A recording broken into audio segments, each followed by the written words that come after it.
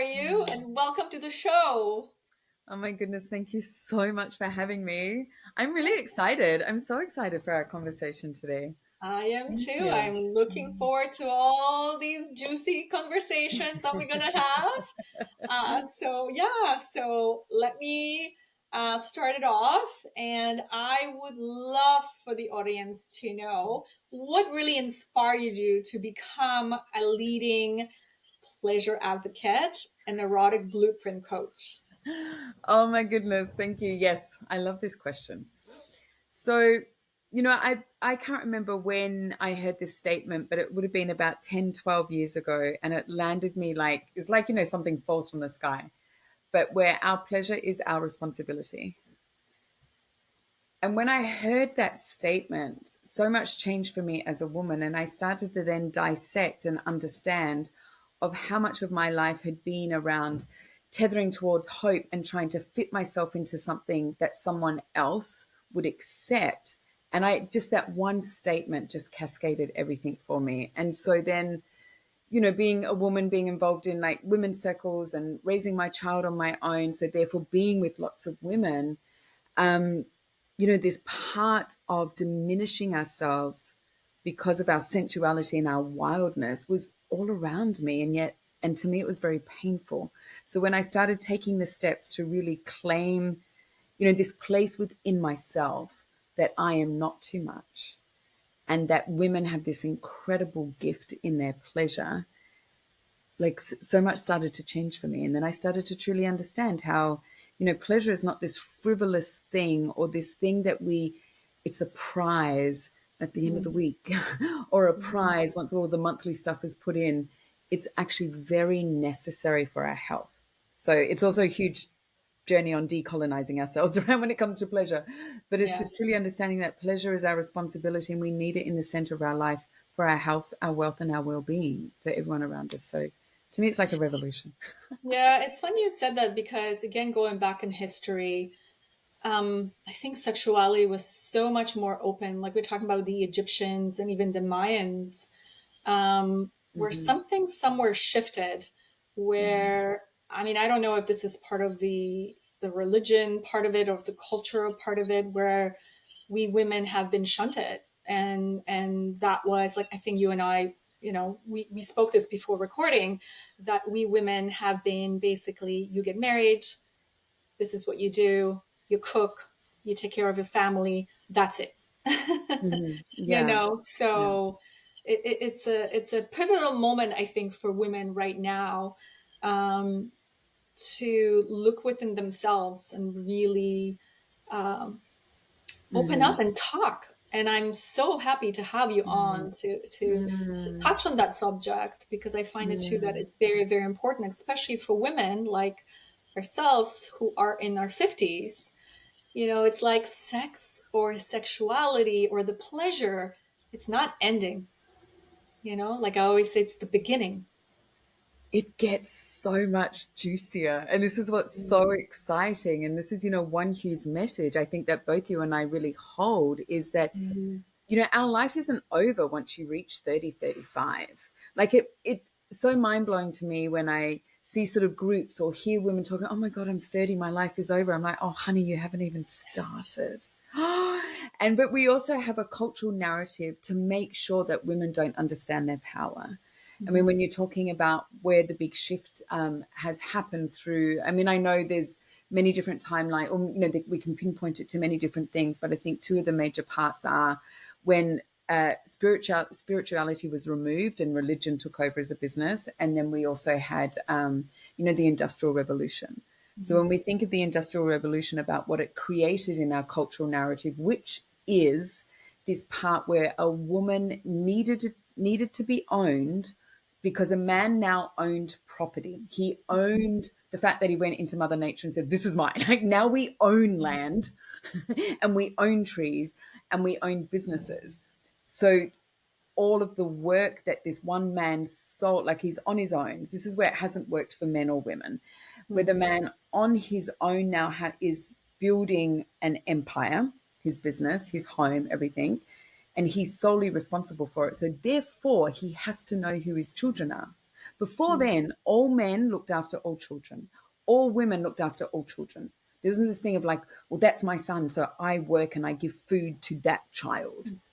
So the Industrial Revolution really cemented that paradigm, and then religion also did that as well. So now you come as a unit, a very, very small unit to place all of your energy on this deity, this one person, this religious concept. Because women, we worked with the land. Like, we know how to heal ourselves, we know how to find water, we know how to find food. Men also do that through hunting. But this concept of diminishing the unit of belonging, which is family, out of community into family. So now it's like the stakes are really high of where your energy is going to go. So that is how women have been diminished. Like, now you're witches, now like all of your stuff isn't needed, so that we can maintain this status quo of, production. And so now we have to diminish who the feminine is. Yeah. So this fact of like removing our power, removing our knowledge, the fact that our knowledge isn't something that is deemed important, is frivolous. So that's where pleasure has been too. Because if you have a woman that, is insatiable around her pleasure, around her orgasm, around her sexuality, a woman that loves her life after she's finished producing women. So once she's walked through regenopause, now, and we'll get into this about how our body changes and how orgasms change and they get deeper and there's more, and there's this incredible new world of sensitivity that opens up once we finish bleeding. This is so powerful because we also become very intolerant to bullshit. And you can't have a world of women that are intolerant to bullshit, because then they'll be questioning the last 30 years in relationships that, don't serve the man or the woman really. So it's very dangerous to have a woman in her power for the system. It's not dangerous. It's incredible for humanity. So you vilify women for their pleasure. You vilify them for how they are. It's a mathematical equation to control a society, is you diminish the woman. Yeah, just like our ancestors, they were burned, all you called it, the witches were burned on the stake. All that healing power, and the women that were there, they all lost their lives. And I think that's where the society has shunned us in a way. If you do this, this is what's going to happen to you, Yeah, the punishment. If you are you. So also dissecting that part of like, if you're a witch, you will be punished. If you are you, if you're a woman in her womanness, you will be punished. And that is in every layer of our culture. You will be punished for being vibrant and as a woman. And I live here in Mexico, very Catholic country. Culture, very, very Catholic in the culture, same all Central South America, which is mind-boggling to me because it's not the land. But anyway, and it's so mind-boggling to me that people don't see the absolute contradiction in this, where they're vilifying the women for being a witch and the witch hunts, and we now must place all of our energy into this person, Jesus Christ, who is now white, which is just mind-boggling to me. But anyway, but that's they another are topic. it's a whole other topic. But what's the word? They're praying to a man that they say turned water into wine. Now that's not fucking witchcraft. But a woman who's collecting herbs out of the forest to put on, to get arnica and dragon's blood to put on a wound that's going to heal the wound in 48 hours. That's witchcraft. But this man who pushes a rock and gets out of a cave on his own strength and then just keeps on pulling fish out of a basket and he never went fucking fishing. That's not witchcraft. Like, I just think it's like we're so messed up. It's hilarious. It's so funny. Anyway, I entertain myself with all of these paradigms. I'm like, yeah, whatever. Now, like, it's just, I find it too, the deeper you go, the more it really opens your perspective and eyes to of what was happening for decades and decades. So Yeah. so can you explain what erotic blueprints are, and Yes. how can they help individual understand their sexuality? To me, this is the way that I support my clients. special, well, I should say especially in couples, everyone, it changed everything for me when I became an erotic blueprint coach. And even before, like I was in their field for a while. So just even being on their emails and understanding, doing the quiz changed everything. So many people have heard about the love languages, the 5 love languages, how we Mhm. give and receive love, and how it's different for everyone, and which one is more prominent for you, and those things. And so for people who haven't heard about them, the 5 love languages are touch, words of affirmation, service, gifts. What is it? Touch, words of affirmation, gifts, acts of service, quality time. So when we have a 2 people together, and say someone's what do you call it? Love language is touch, but their partner's love language is acts of service. So someone's whose love language is touch, but their partner is making the meals all the time. Yeah, their partner is, change, like sees that the light globe's out, so changes the light globes. Make sure there's fuel in the car. But person A here is feeling unloved because they're not being touched, whereas person B is like demonstrating from their love language.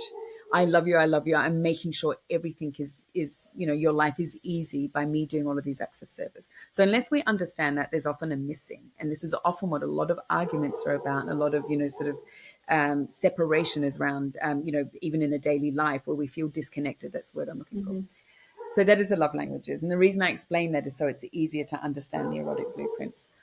So the erotic blueprints are 5 different ways that our nervous system tries to turn on. So we live in a culture where, it's really only one of the love languages that's really pushed forward, which is the sexual.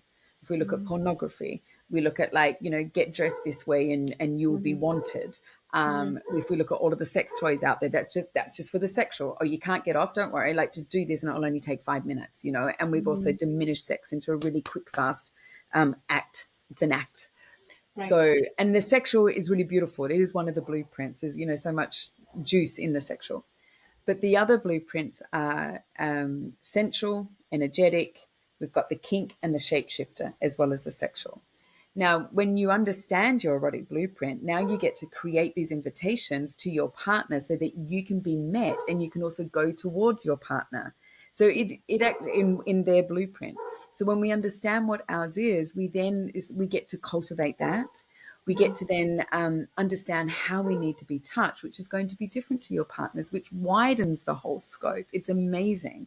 So it's a language so that we understand how eroticism, works in our own body. And of Mhm. course, once you are well fed, what we say, once you're well versed and well fed and looked after in your own erotic blueprint, you Mhm. can then, of course, explore the other blueprints. And so it's such an incredible playground to have Mhm. a language around eroticism. So once they discover their own erotic blueprint, how can they understand? Do you actually go through all of them, the 5 steps, so they can understand the importance for intimacy? Or When you say the 5 steps, you mean the 5 different yeah, blueprints? Like the different. So yes, what's really that's what I important meant. first? Yeah. So what's really important first is to understand your own. There's a quiz that you can do, and we can put that link down here. Mhm. Um, there's a quiz that you take, and once you understand which one is yours, you need to be fed. You need to feel looked after and nourished in your Mhm. blueprint. So someone who's energetic. This is also around boundaries. So when I work with clients is first of all, we make sure that you nourish and fulfill yourself in your own blueprint. Now, the erotic blueprint's not just about sex and Mhm. sex with your partner. It's also Mhm. how we operate in life. So an energetic superpower is they can be not even touching, they can be very separate from their partner, and they can be eye gazing, and they can just be breathing, and they can be cultivating the sexual energy, and they can have an orgasm fully clothed Mhm. without touching and across the room from their partner. And Mhm. energetic, when we look at breath work. We look at, Tantra goes between energetic and sensual, also kink, really. Tantra goes into everything. There's a lot of practice in the tantric world. Oh, I know Yeah. that there's something I wanted to say. In the tantric world, that's around energy. You can be fully clothed, doing breath work, moving energy through your body so that the sexual energy expands and fills all different parts, goes through different neural pathways in your body so that you can have orgasmic experience, orgasms, and you can be so turned on by life by doing certain meditations, by doing breath work, etc. So if you, which also means as an energetic, your energetic field goes a long way out, and you're very aware of it. Everyone's energetic field goes a long way out, but the energetics are, tend to be more aware of it, more often. So also what that means in your normal life is the boundary of having someone so close. So your nervous system will shut down if things are happening too fast. Shut down if someone's too close. This can even be your partnership. There's a couple that I was on a call, and this couple was sharing, the woman, she's very energetic and her partner's very sensual. And so for her, she worked at home and her husband would work out. And so it work out of the home. So because she's in her own world at home, she's in her own space. And her husband's coming home. He's so into his woman. So when he gets home, he wants to hug her and he wants to touch her and he wants to smell and wants to see her. He comes into the house like, baby. Her system is like, boom, shut down. It's like, I know a couple people like that. yeah. And this is not about rejection. It's not about not Yeah. wanting to see. So they had to set up some things. So she needed, this is around the conversations. What do you need? So she needed a text message from him when he was about 20 minutes, half an hour from home. Is he willing to do that? Of course. Hey, babe, I'm on my way home. I'll be home in about half an hour. Okay. So now her brain is like, oh, someone's going to walk through the door. Boom. Now, if she's doing something, she gets to place like, sweetheart, I'm in the middle of something, da, da, da, da. I will come and find you when I'm finished. Also, The too, when communication. it's the communication, it's like, they're not, even if they do, then when they do meet too, it's like if she's had a really long day, she needs the slowness. But then what does he need? He needs touch. It's also about his needs. So she could put her hand when he was coming towards her, and if she needed a bit more slowness, she gets to put her hand on his heart, straight on his heart, big smile on her face, looking into his eyes, like the eye gazing part, hand. And so then he gets to hold her hand. So she's at arm's length. So she's able to, and he's holding her hand and he's like squeezing her hand. You can feel her warmth on his heart. So he's melting, and that ending in the smiles. And then she gets to lean in the hug.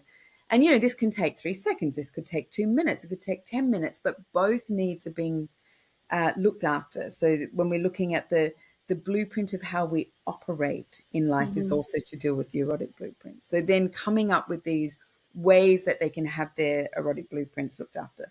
So now once your blueprint is you having things in place, you're you're looking after yourself. It's also, this is around self-pleasure. Your pleasure is your responsibility. And energetic, go and get Reiki, do breath work every day, use a feather to touch yourself, or when your partner's touching you, to have light, soft touching rather than, gripping and like pinned up against the wall. Like maybe you need a lot softer stuff that really turns you on. So once you are nurtured in and you are nourished in your own blueprint, your nervous system is good. So then it's like, what do you want to explore together? Obviously, first of all, like to really go into your partner's blueprint, especially if they're opposite to yours. And then as a couple, once all of, that, we have lifelongs together, like especially if you're in a marriage, it's like you have it now until you're 103. So there's so much to explore. Like it's not just a one and done thing on a weekend. And then you go into, maybe you want to get into Shibari rope tying, you want to get into the kink. And so then what do you need? You go and do classes. How do you do that even from your own erotic blueprint place? Maybe it's like, yeah, I do want to explore sex toys and sexual. And everything is curiosity and information. This is also what intrigues me often, the way that people go into sex as if, if we give it a go, it's got to be good and it's got to work out. Otherwise, it's a failure. Like having that plan where plans tend to not work out, right? No, So, yeah. And it's like in business. It's like in sports. Yeah. You can like you're playing soccer and you're on the field and you miss the kick. You Yeah. don't give up soccer because you miss that one bloody kick. I Do you guess meet it's the same hard, people? when you're a parent, for example, of two, three, four children, you're like on a schedule. I know some friends of mine who actually had to book in Mm. their date, whatever was happening on the date, in their calendar because they were so busy. And, at the end of the day, you're super tired and you're like, okay, I'm exhausted, So, Mm. yeah, I love that you brought. Oh, sorry, darling. Hmm. so let's say you have a young couple, right? They just got married, or let's say they're married for about a year or two or something like that, and they have a family, they have children, obviously the, um, sexual desire was super healthy, super great, and then the children came, and then, like in majority relationships, marriages, the sex drive and everything, especially for a woman, Hmm. it plunges. Hmm. Hmm. So what the question would be, how can she get out of that slum? This is And such a great again, question. sometimes you have that child, you're like, you're dirty, you have spit all over yourself, you don't feel like changing, you don't shower for 3 days, Hmm. so Yeah, yeah. So this is where we also get to look at our what is really important and what are our priorities, and it's also in increments. You can only get more of what you already know. mhm, So, and when you say that, especially women, like our systems are very different. We need to be relaxed to be able to be open. So when right. you're looking at a couple that have had a child and the child's two, you have to remember that sex and intimacy and the coming together produce that child. But that child doesn't now rule your life. Like the Mhm, relationship needs to be put in the center. Intimacy needs to be put in the center. So what can you do? And you're looking at priorities. It's like what the child is too. Of course, it can be looked after by someone else by this stage, and even being mhm, parts of groups where you can do swaps. So you know, um, instead of like when you're looking at scheduling, especially when kids grow older and when we look at business, there's always in the diary the children's violin lessons, and they never get missed. And mhm, so, how we prioritize everyone else's needs and not ours, which is a dangerous, slippery slope. Same mhm, with business. If you're not attending to your business, it's not going to go anywhere. So, same with your right. relationship. You're not going to attend to it. What do you think the results are going to be? So, it's also Mhm, like changing your mindset. It's like, this is actually non negotiable. Now, half an hour, if you've got nothing happening, half an hour, 1 week is very important. You start there. I think a lot of people are often like, I'm just too exhausted to go on a date night. So you've got to then look at that. Where are the things that can change so that you can have a date night? What needs to happen to get a date night? Which if that means, okay, you look at the whole schedule, someone, your partner comes home early, or a mother-in-law or a mother or a friend comes over yeah, and you do swaps. So you get together with a friend. It's like, okay, your relationship has date night or has, date day on a Sunday afternoon. I actually had a client do this in England where they did swap. So in the morning, the couple looked after their neighbors or their friends' children so that that couple had their 3 hour sex date. And in the afternoon at lunch, then they all had lunch together. And of course, the couple that's just had the sex date are like, they're so now juiced up to look after the kids because they're well fucked and they've connected. So then that in the afternoon, they took the kids. So this other couple could have their sex date, their intimacy date. When I say sex, what is sex? Sex is how we satiate our desires. You can have a sex date that right. for 3 hours you're just touching and doing like and there's all of this, like there's no penetration but there's so much orgasmic bliss. Yeah. So this is becoming very creative. uh when we a man that's coming home from work, when his partner's been breastfeeding and picking up toys and the child's not sleeping, to walk home and go straight in and run a bath, picking up the child, run the bath, and put your woman in that. Because trying to have big discussions, and men even know this, is like when a man comes home from work, if the woman's trying to, this space of like coming into the house for both parties Mhm, needs to really be worked out so it looks after both. Like for the woman to go and sit in the bath or just be placed in the shower where her man has mhm, required that she's in the shower, massage, your pleasure is your responsibility. The warm water, using soap that you love, touching your body so that you're raising oxytocin, massage your breasts so that you are detoxifying your body from oxytocin. Like all of these things, that practices that are actually designed to support the neural pathways of pleasure and detoxify your body. Then the man's also, he's got the baby in his arm or the toddler in his arm, whether he takes the baby to the park, on the bike, whatever, where he's moving. And also his system is like coming to the place of, where he can be in front of his woman after a day of work, like the space of no, I'm not saying that having children is a space of no demand, but there's ways that he can just hang out with his kid, even if he's watching TV with his kid. Like it's also too, I think sometimes we need to let go of it. I mean, and I'm saying this from experience, I had very strong values about raising my kid, co-sleeping, which was amazing. But I did have to look at some things. We're raising children in isolated scenarios. We're not in community. So it's working with each couple. It's for the couple to have really honest conversations.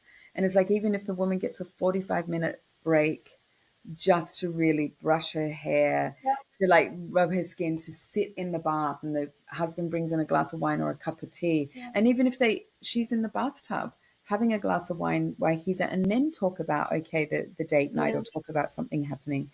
But the woman's system needs to be able to drop. I say to women who are coming home from work, coming into the house, like at the traffic lights, massage your breasts. Go into a bathroom and like just move your hips and do some breath work, or go out and ground, put your feet on the ground. These are increment moments that just bring spaciousness. But if you're not going to place your relationship in the center, it will not be there. And I tell you like what, basically having an empty cup. having an empty Can't give cup. from an empty cup, unfortunately. Yeah.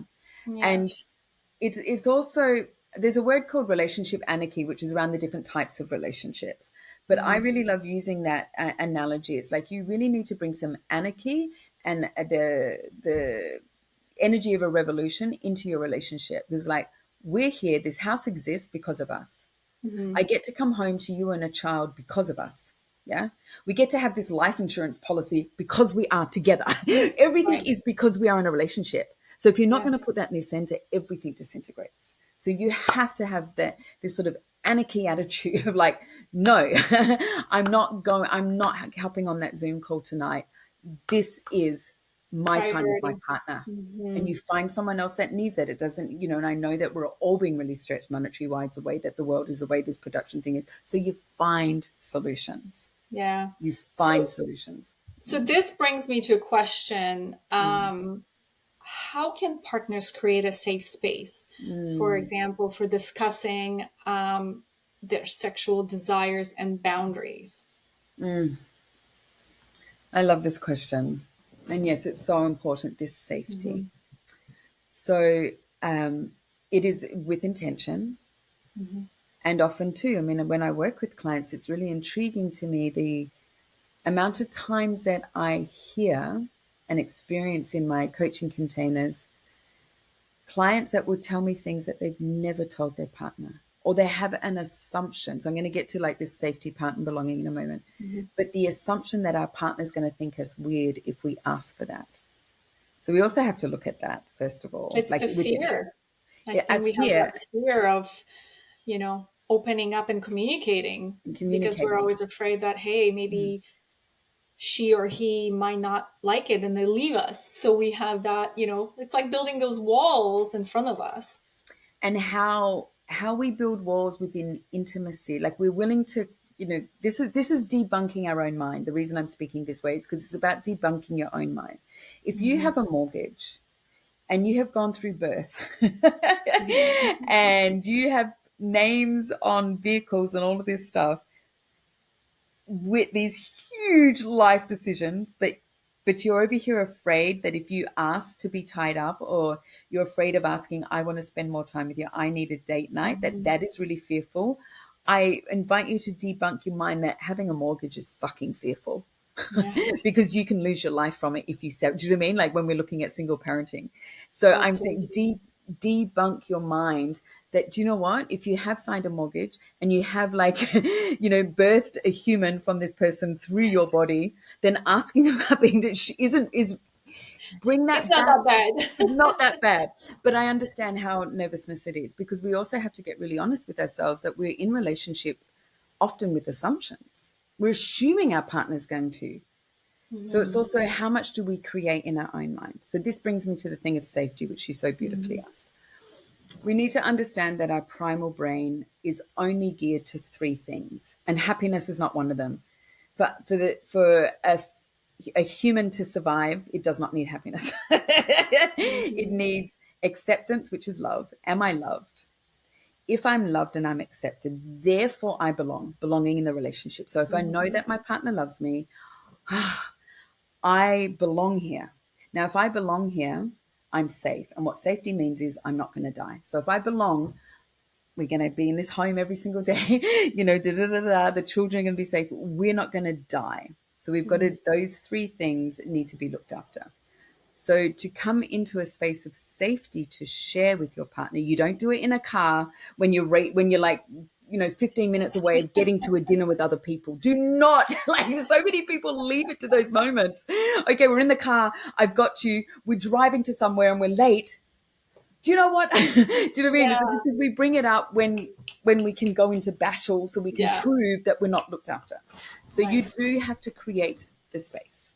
You do have to find the space of 20 minutes, half an hour. And if you do not have 20 minutes, half an hour for your relationship, you have to look at that. But anyway, so you do create that space.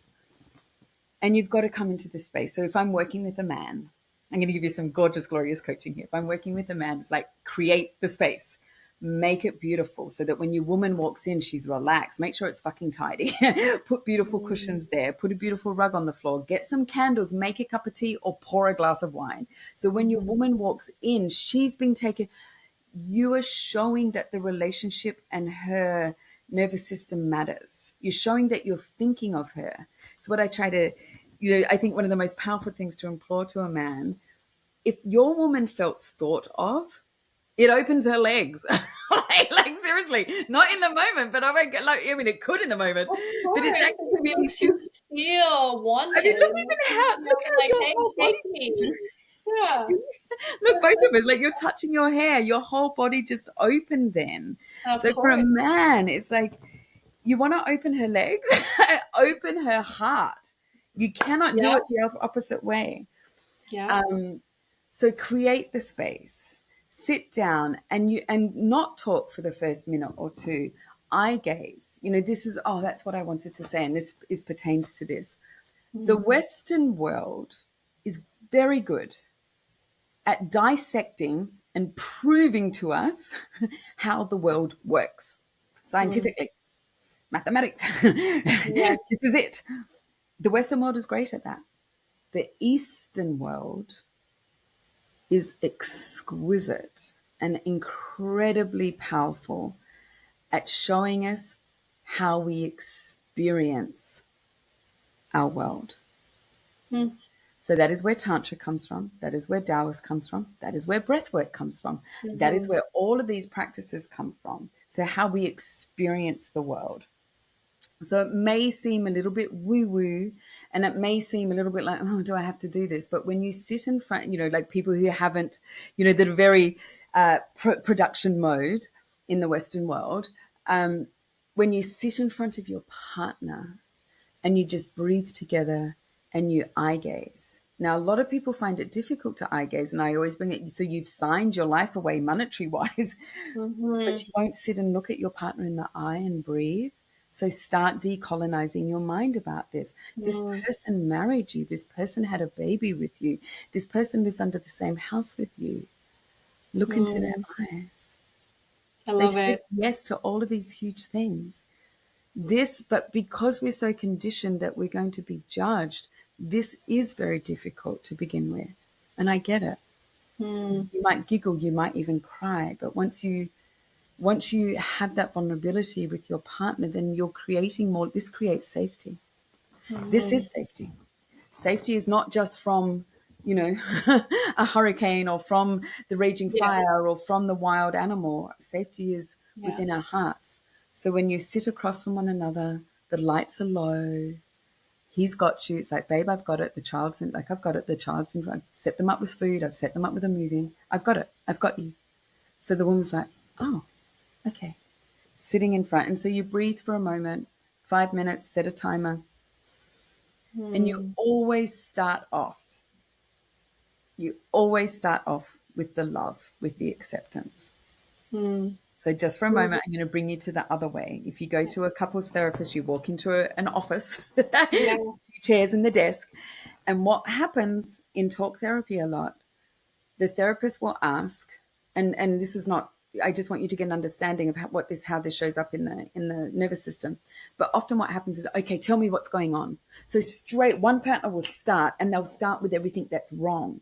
That Mm. creates flight. I'm getting the It's fuck the out of here. attack. Yeah. It's the attack, because now you've got to counter, even though Mm. it's truth, even though it's like that is their experience. You're starting off in fight and flight. So Right. this creates the And then opposite. you get defensive, and then you start, kind of bark back and be like, no, but this is not, and this is how you did it, and this is, yeah. Yes. So now we're in a Mm. session in therapy of fight and flight, Mhm. which is back and forth. And oh my God, I've had those, like Yeah, sometimes when your we're cortisol is and they're up, your off. nervous system is up, and you're not thinking straight. Mm. Yeah, And it's it's the painful because you're blame there. game. Yeah. And you're there. The reality of being there is the commitment to find a solution. And yet now you're in fight and flight. So this is why this works so well. You sit in front of it and you start off with love. So you share the things that you love about each other. Mhm. And like to hear that. And you may think, oh, my partner knows that. Don't ever make assumptions. And even if they do know that you love how they cook your favorite meal on Wednesday nights, say it Mhm. again. Whatever it is, even if they love how they, whatever it is. So you share love. And then you can share fears. After you've Mhm. shared love, you can share, yeah, I'm actually really nervous to tell the truth now. I'm really nervous to let you know. I'm nervous about asking you this question. Mhm. I'm nervous that I'm afraid or concerned if we keep going on the way that we're going, that our relationship may fall apart. And I don't want that. Sometimes Mhm. just hearing that from your partner is like, oh, so we're knitting this fabric that creates a connection. So once you've shared with each other the loves, you know that you're loved, and then sharing the things that you're afraid of, then you share now the truth. I would like more of this. I Mhm. really need this from you. I need this. I need more connection. I need to explore outside of what we're already doing in sex. I love you Mhm. and I want to explore more with you. Because that's often too Mhm. what partners can make the assumption that if their partner comes to them, and I've heard it so often, I have to watch my system sometimes too. If a lover comes and says, oh my God, well, like I want to do a threesome, where does my brain go? And I'm not saying that all partners are wanting to do this. I'm just thinking about what's been recent in my Right. life. My brain go, oh, am I not enough? And I get to giggle. My brain is telling me that because this man that's so into me and he wants to have this experience, that means he's not. So I get to say, and I get to giggle. My brain's telling me like, Melissa, no. Like, look, it's like, and then it's also too, we get to, it's like, wow, how Yeah. interesting Yeah. that. And then we get truthful. It's like, wow, that brings to me, maybe the partner's going, I want to learn Shibari. I want to be tied up with by you. Now, a Mhm. man, I've worked with men who where that, like, they've come and they're afraid of not being able to do it right. So when I've worked with a couple that have been in this situation where the female partner wants to be tied up, she wants to let go. She Mm. wants to like have her man have more control in these situations. So, and he wouldn't talk about it. Boom, boom, boom, boom, boom, like shut down as if Right. she, and she's like, I brought it up to him so many times. He acts as if, and I said, are you curious? Like, ask him what it brings up in him. Like, have you been curious? Like, the conversation stopped straight away. Once she created a container and she shared with him what it meant to her, what came out was he was so concerned that he wouldn't get it right and he would be a failure and therefore he wouldn't be man enough in her life. Mm. Once she heard that from him, her, of course, the heart melts. And it's like, oh my God, baby. Like, Mm. I have never done it before and I want to explore this with you. And why don't we make a commit? Would you be willing to make a commitment to going to workshops once a week for Mm-hmm. 6 weeks. And at the end of those 6 weeks, let's assess if it's something that you can continue. And also, too, because, when we're looking at practices like that, she really wanted it. Was he willing to do 6 weeks or 2 months worth of workshops? Yes.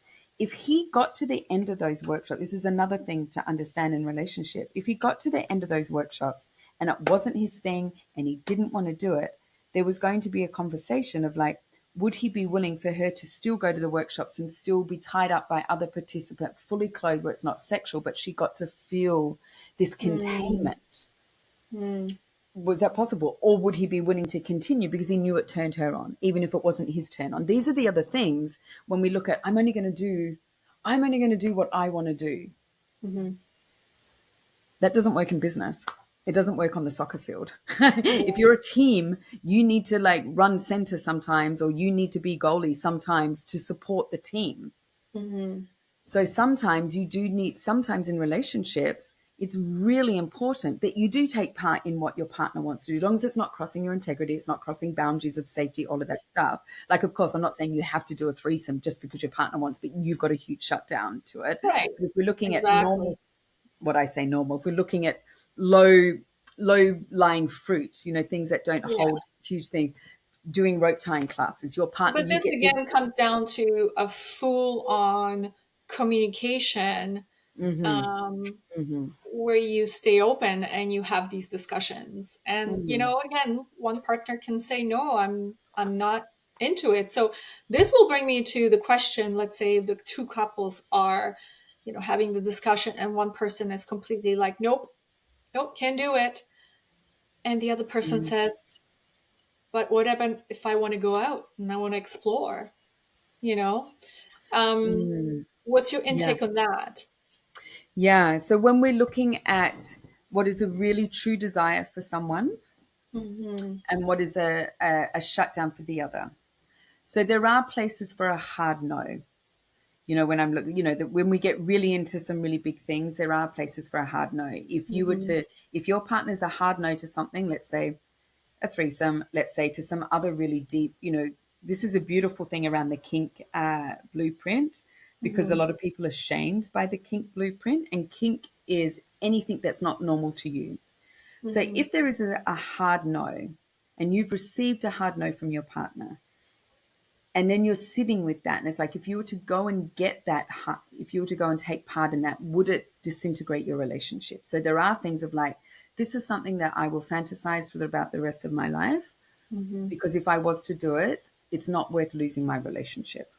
And it's also understanding that a hard no now may in a couple of years turn into curiosity, Right. especially when we've got a relationship that's in the space of, there hasn't been much intimacy. These are all the two. What could the hard no be coming from?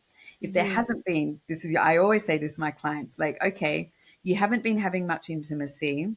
You haven't had good sex for 8, 9 months. You haven't been away on a holiday together, and you're going to go to her and ask for a threesome. Buddy, it's going to be a fucking hard no. Like, seriously, or even Shut her. the door. It's like, but God, I want to spice up our sex life. It's like, okay, but if you're together forever, the spiciness can Yeah. come in a year's time. How about building connection and intimacy in your Right. sexual currency first? So there's Right. many, many factors to this. The other thing is, there's a beautiful way to frame things. This is not about manipulation. Hmm. There's a beautiful way to frame things. Say, let's just keep to the Shibari because it's still only, your partner together.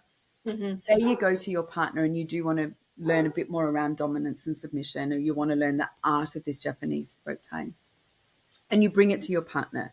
You share with them, hey, babe, there's something that I've always wanted to explore, and I would love to explore it in our relationship. I so trust us. I trust you, and I want to explore this with you. This means a lot to me, and it is this, da da da da da. Then Hmm. you say, what would you need from me to consider that? I mean, that question is so different to like, I want to do this. Are you up for it? So then Right. the person who's never heard it, they go, what is that? Or they like, and they could go, okay, what I would need, I need a week to think about it. Okay. Hmm. So then it's like, okay, so next Monday, and then they can go, I need to have more information on it. So then they get more information. I would like to talk I would like to find out why from you. Not why would you want to do this? I want to find out why from you. So now we have a conversation that's going back and forth where there's the relationship's not on the tinkering of ending. You're having a conversation. And so it can even take, I've worked with couples before where they've spent 3 months leaning into a desire, making sure both parties get what both they need to come to the point to start discovering it. Because also we have this thing around intimacy and sex that if it doesn't happen now and if I don't get it, it's like, but it can take, just like anything, business, it can take Right. 3 months It to takes build something. time, it takes patience, Time. it takes caring and nourishing to get to that To point. get to that Yeah. point. And so when we're having intimacy dates, and what could come back to, here's one partner bringing a desire to the partner, and the partner's going, well, great, but we don't even have sex. And now you're bringing this. It's like, okay, so what I'm hearing from you is you need more connection. We need more sex. And it's like, yeah, can we just have more sex first? Can we have sex dates? Can we have all of this stuff? And let's discuss this in 3 months. It's very, for someone receiving something like that. I mean, I've been in that position where I've had a partner, they're like, oh, we need to do, and I'm like, you know what, honey, we haven't even had sex in a couple of weeks. And so I can't, my system is firing off right now because we haven't even had sex. And now you want to do this thing. I hear you. It's valid. We just fuck a lot for the next week and then can I discuss it with you? It's like, yeah, sure. Okay. It's about getting really honest of what's going on here. Yeah. Yeah. Yeah. So it's not throwing the baby out with the bathwater. It's asking, Yeah. what do you need from me to consider that? And it's even going, I would like to do this. And I've got podcasts, I've got information. I've noticed that in the next city, because some people too, it's like if they live in a small town, it's like, I don't want to be doing that in a small town. Awesome. There's some workshops in the next city. Once a month, let's get a babysitter and let's drive to the next city and do the workshops on Saturday. Yeah. Yum, Yeah. yum, yum. Yeah. So this will bring me of this hotty, juicy partnership, communication and relationship, having more sex. What is your perspective on cheating? Because I think that's a big one here too, right now, especially with men. I mean, women do it too, but I think men, I think this also brings us back into the religious cultural myths that goes around sexuality, that women, were homemakers, they were staying home with babies, where men would go travel and they would have these luscious relationships, one night stands or whatever. What's your intake on that? Oh, there's so many things to unpack here. And I truly appreciate this question because I know there's so much pain and grief in our culture, in Yeah. relationships around this topic. Yeah. I absolutely love what Esther Perel says about infidelity. And even the concept of infidelity is interesting. Infidelity is not about not liking the person you're with. It's not liking who you are in the relationship anymore. So that word anymore. Cheating is not about you don't like your partner anymore. It's about you don't like who you are in the relationship anymore. So cheating is a result. Unless you've partnered and you've married with someone who's always been, but that's about them. It's not about you. If they're in this realm of not being truthful. Often, there's so many things. When we're looking at the result of cheating, it hasn't just happened. What has been happening in the relationship up to that? Where let's go for, because it's also really interesting how we believe that men cheat. Women actually, I think there's even statistics that show that more women cheat on their men than men do. But if it's not more, it's very equal. Yeah. It's very equal Yeah. because we are so insatiable, and women's, we're conditioned to believe that our sex drives are lower. They're not. No, Especially once we stop bleeding, especially when we're in regenopause, they just get more and more and more. Oh, yeah. Oh my goodness.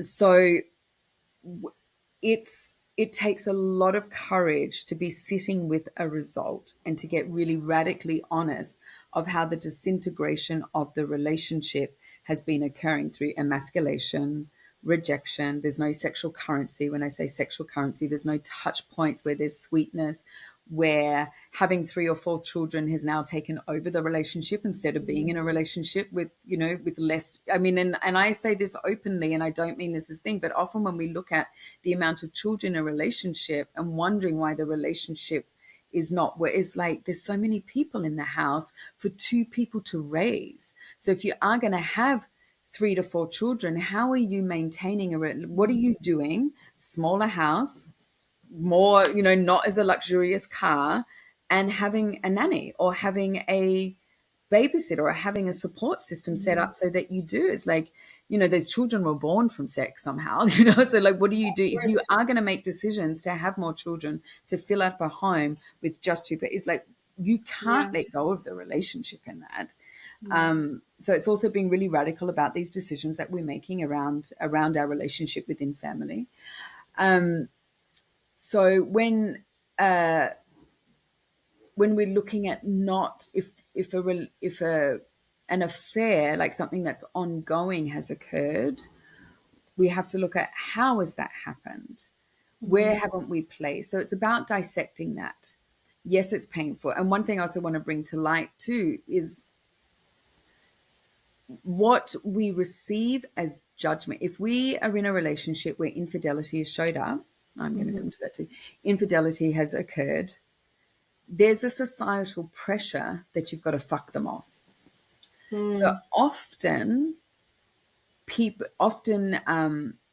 know of women who haven't told their friends and they've suffered in silence because they've decided to stay with their partner and they're too concerned about what their friends will say, family will say, what society, their neighborhood, their community will say to them by staying with their partner. As if like, well, how can you stay with him? He cheated on you. And it's like, but hang on a minute. And I'm just bringing certain scenarios. This is not all of the time.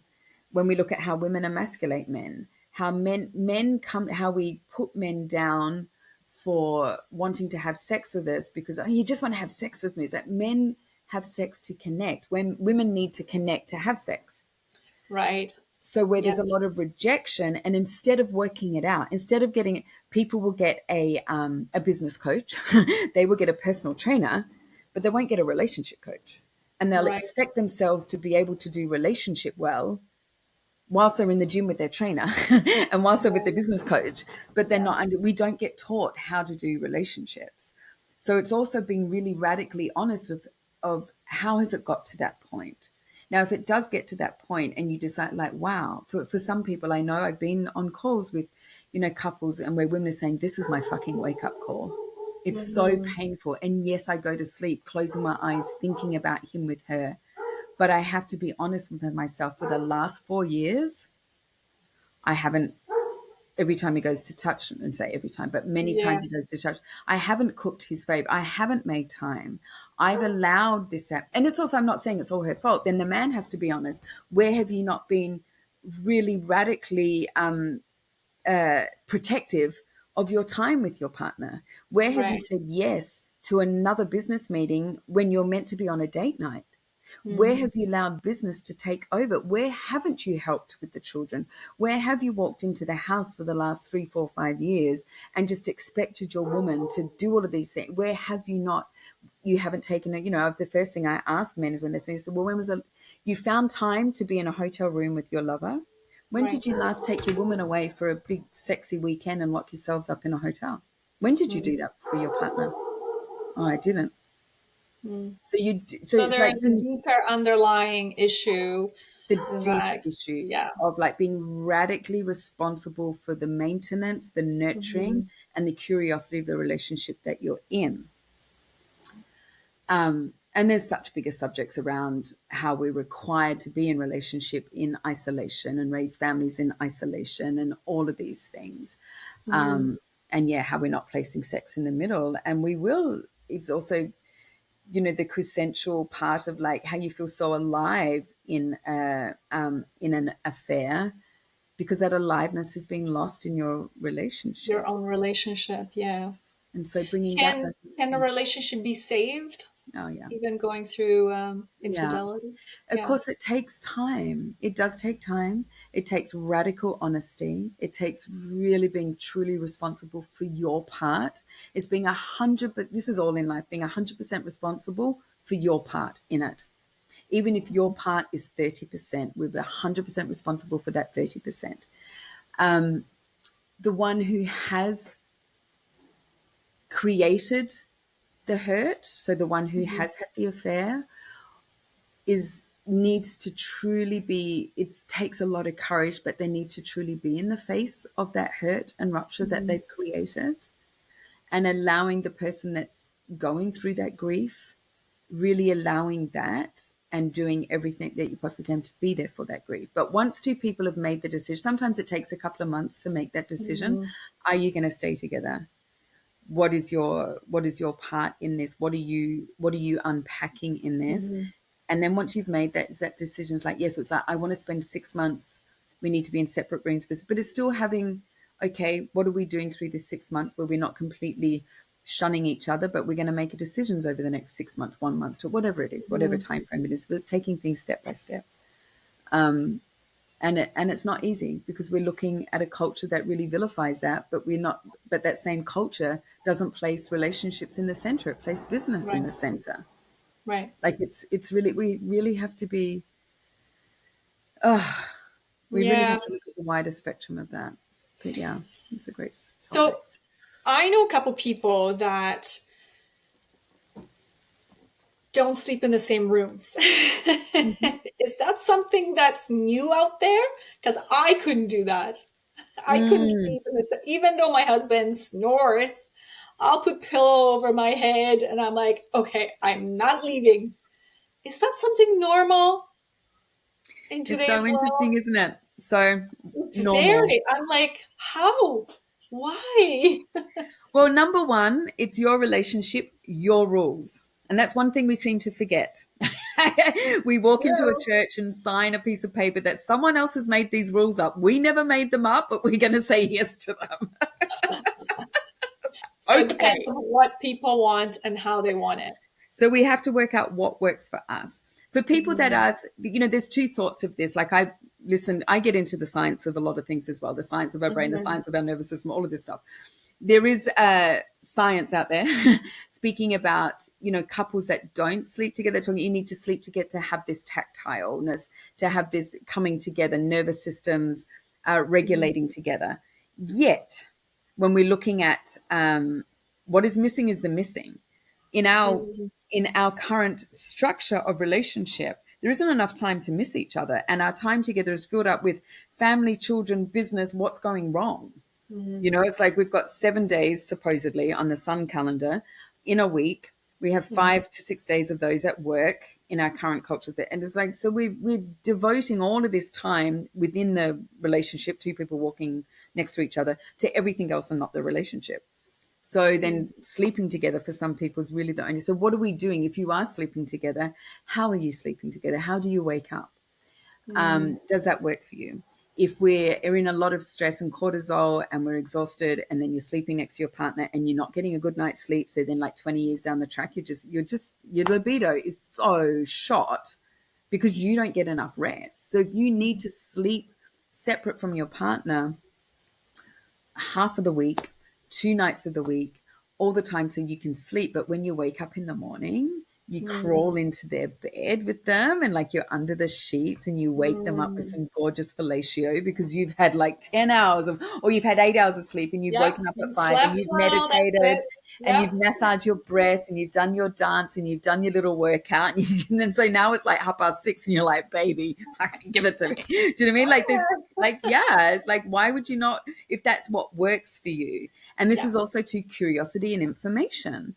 A lot of Mhm. people are like, oh my God, if I don't sleep with my partner, then we're going to be disconnected. And it's like, well, if the only time you're connecting is sleeping, like what's happening? Mhm. What are you not doing during the day? And it's finding the way. So if someone realizes that they have so much more energy and that their morning practice is really important to them, which makes them more available. And it's also too is one person that needs that separateness and maybe the other person is like, okay, I understand, then what do they need? It's like, I'm very happy for you. Let's give this a go for 3 months or 2 months. You sleep in another room, but I would like to receive a fellatio to wake me up 3 mornings of the week. Now, look, if Right. that's what your partner needs, so you get what you want, you make okay, God, before I do that, I need to be out. Okay, go to bed at freaking 9 o'clock or 10 o'clock, get up at 5, do your meditation, do your little workout, and then go and surprise your partner.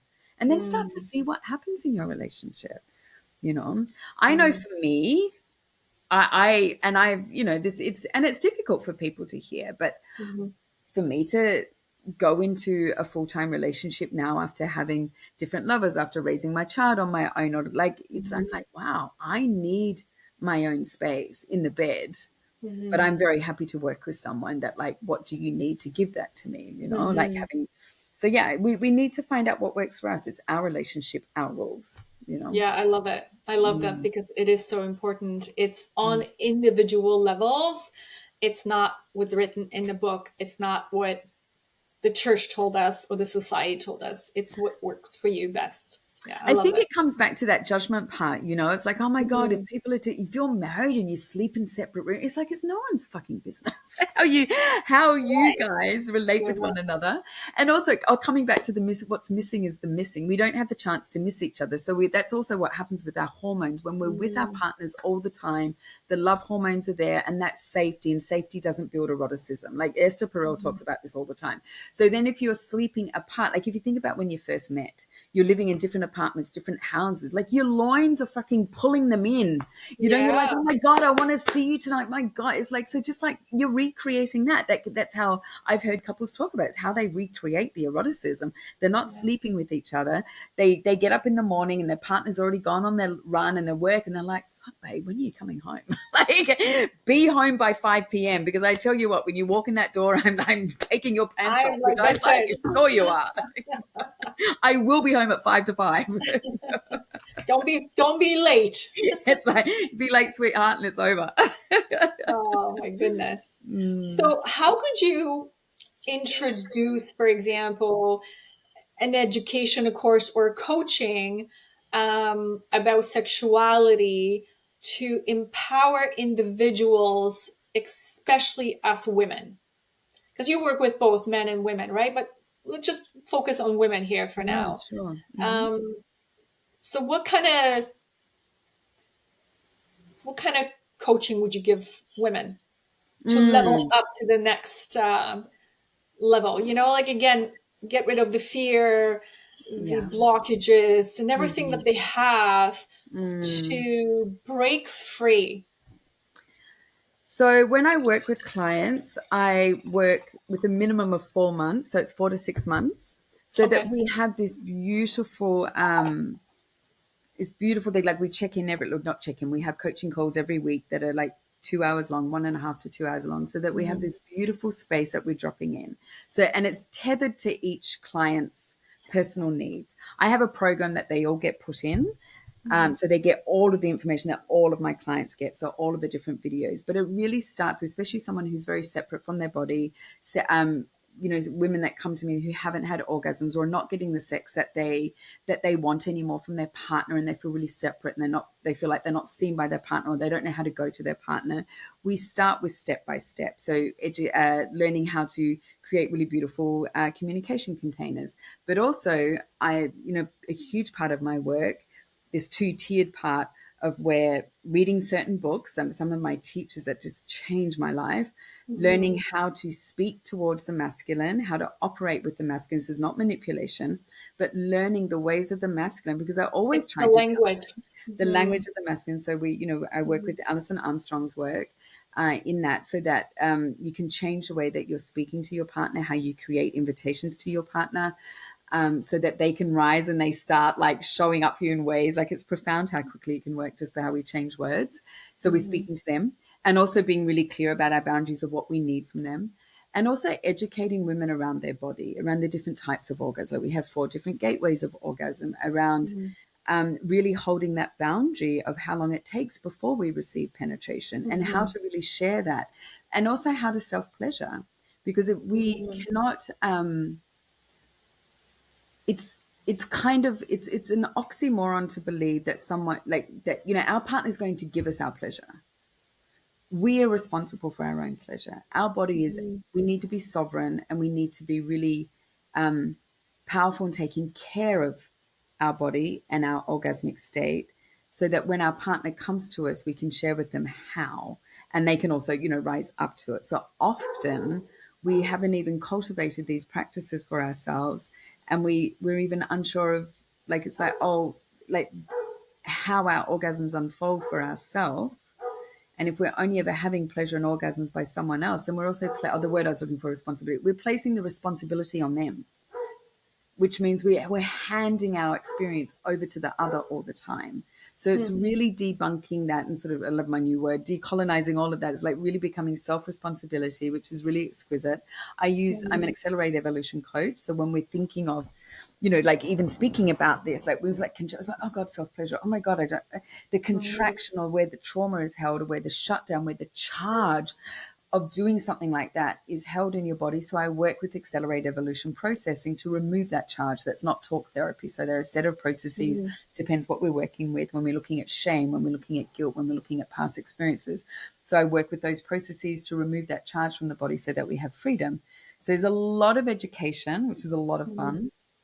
Um, it's very indicative, even though I have this program that all women get put in, it's indicative of where she's at and what she wants to, where she wants to be. So we work mm, step by step week. So I Taoist, tantric, the erotic blueprints, modern day teachings and conversations, invitations for your partner. mm, With one thing that I find really powerful, even if I'm working with a woman and she's in partnership, one of the very first calls as a bonus call is to bring her partner on the call, and I take them through the communication container that's going to be really powerful and support, like through our whole coaching and then onwards, so that it gets done. Because I tell you what, if you give, of course, too, it's like if there is a little bit of nervousness of, or, a bit of unsureness of bringing your partner into a communication container, it's left to debate. We kind of leave it. So I have mm, this, thing where we get the partner on a call, which is really beautiful.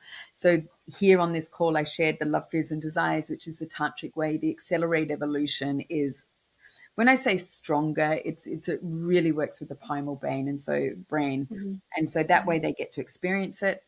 That way, I've been on calls with people that have been married for 8 years, and in that 1 hour, they're telling each other things they've never told each other, and it wow. just changes. It's just, I mean, I often have like, it's just so beautiful, but watching, and then where the woman gets to experience her man going, "Are you serious? Like, of course I would do that for you," or like, "I never knew that about you, and I never knew that what was going on," and it's so Yeah. beautiful. It's really bringing safety into the Yep. nervous system to explore. It's That's it. I think that's what it is. And again, that again for the third time, it's going to bring it into that communication, feeling safe and being seen by your yeah, partner, you know? yeah, So and I love being that. that there's a beautiful saying around sex, and that is, sex is not an act that we do. Mm, Sex is a place that we go to, where mm, we bring our vulnerability, where we bring our courage, our disappointment, our grief, our fear, our sadness, and our desire, and our joy, and our happiness, and our curiosity. It's that place where everything is welcome. mm, Everything is welcome. And often, over and over, and I see it all the time, where I'll begin working with clients and they have this thing, "I want to have an experience orgasm," or "I want to have this with my partner. Like, I want to have sex like we were having to," and we'll get 3, 4 weeks in, 5 weeks in, and they'll get into, "Oh, I've had the best fucking sex. And we haven't even talked about sex." I'm like, "Yeah, because it's not to do with," and now let's talk about different ways to do sex. But it's not, the act of sex is more to do with our courage and our vulnerability. So as we're working and we're mm, unpeeling those layers, suddenly you're having mm, great sex, even though we haven't talked about it. So mm. it's really beautiful. Mm.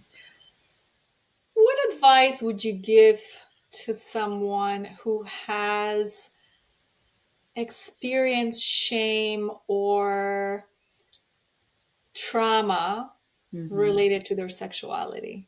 Yeah. This is, I mean, the advice would be is to find somewhere where you can start working through that. Mm. Because now that, especially if that trauma has occurred via someone else, they're controlling your, like that incident and that trauma and that shame is dictating Mm. your life experience. And it takes so much courage to look at that and really be able to work through the places when where you're back in this where you're steering your life again, or you're opening your life in this way that isn't indicative of what something happened before. And it's very often too women and men that are in that place of believing that it's just them, and it is so common. It is so common. And the Mm. grief for me often is when I'm hearing people, I'm in front of people that are believing that they've been living in this on their own. They've been feeling so isolated and just going, it is everywhere. Like the Mm. majority of people hold shame and guilt.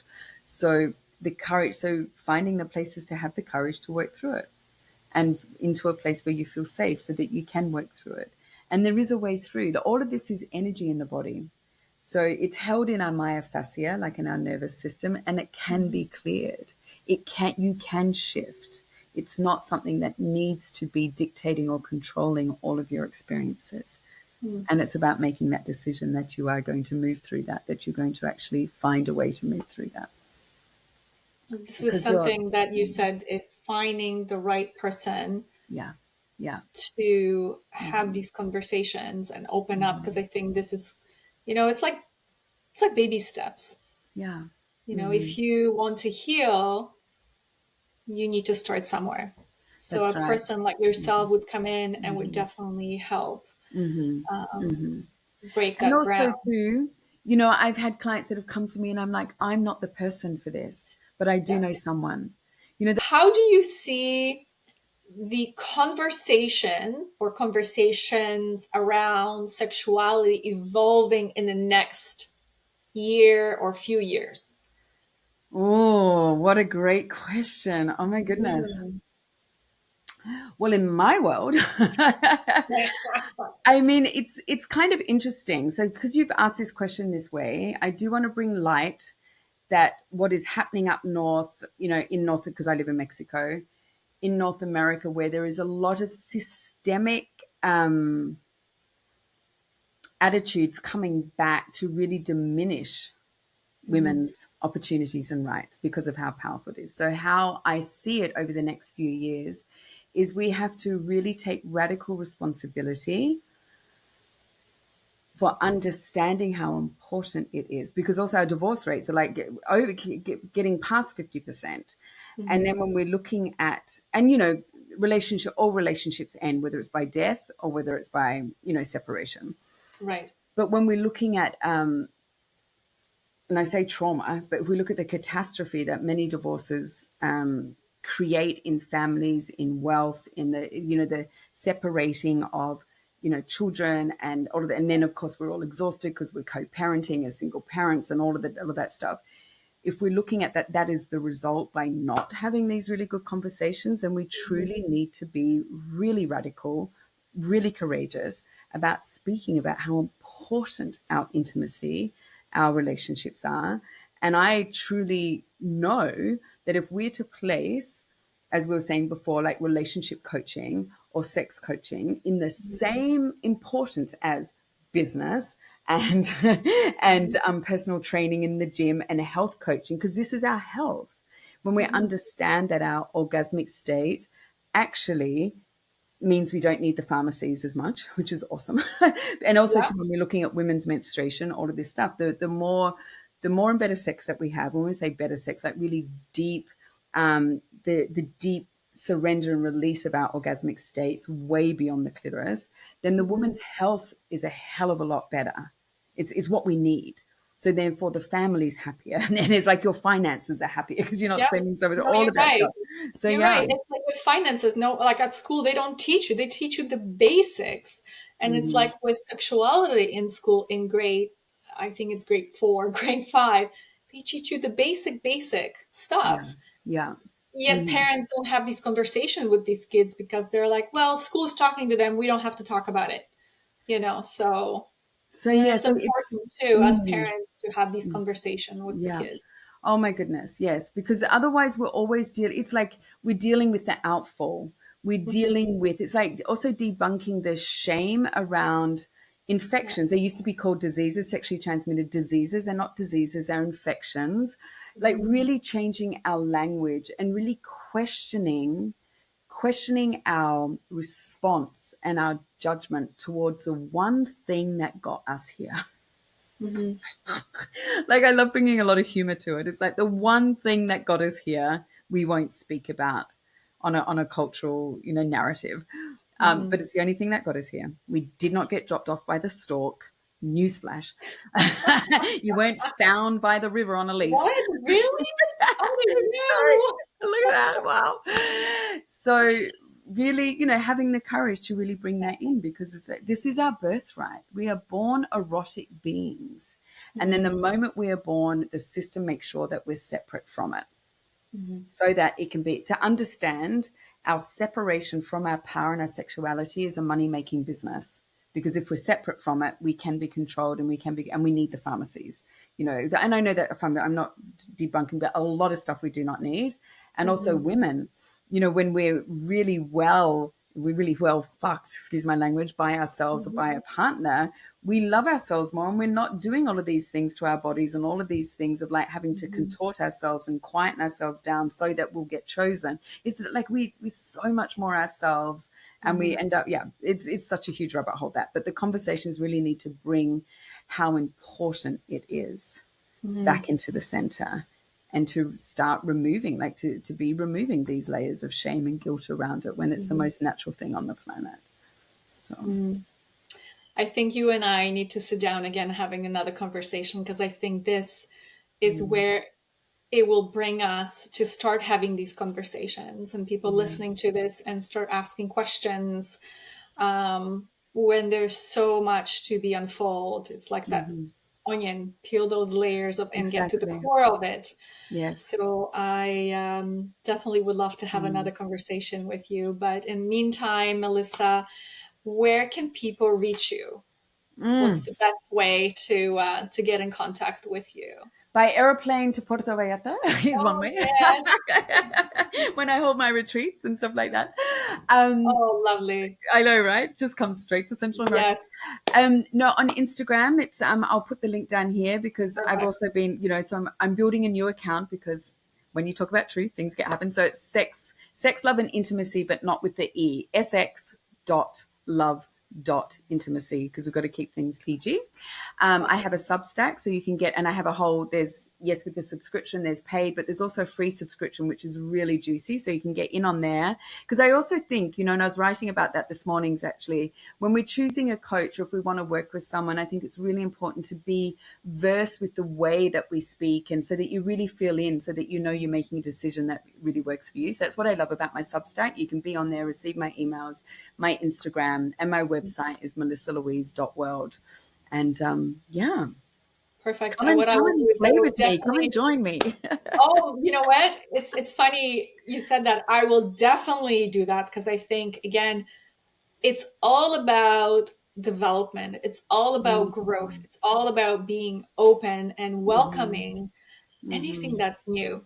Yeah. There's no shame about it. There's nothing. I Mhm. mean, the more I learn, the better it is. I am in my 50s, or I will be in my 50s in the next couple I know. I'm months. so excited for you. It's the best. And like we said earlier, it's not the death of us. It's like a rebirth of us Mm. women in our 50s where, life is just the beginning. Yes, it is. It So, is. Melissa, from the bottom of my heart, thank you so much coming on Mm. and talking all about the juicy stuff and sharing all your knowledge about sexuality and everything. Again, I appreciate Mm. you. Thank you. It's been so my pleasure, and thank you for having me. It's been such an honor. I truly Thank you. appreciate it. Thank you. Till next time.